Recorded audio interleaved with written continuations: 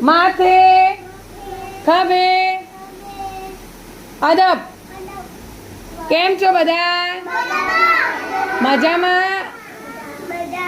કેમ છો બધા?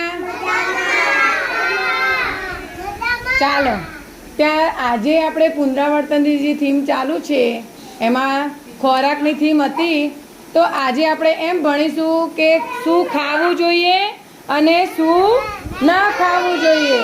તો તમારે બધાએ કહેવાનું છે કે શું ખાવું જોઈએ અને શું ના ખાવું જોઈએ. ચલો ભાર્ગવી બોલો, શું ખાવું જોઈએ? પડીકા ના ખાવા જોઈએ. તો શું ખાવાનું? ચોકલેટ ના ખાવાની. તો શું ખાવાનું? હા, સરસ. ચલો ક્રિશા, શું ના ખાવું જોઈએ? હા,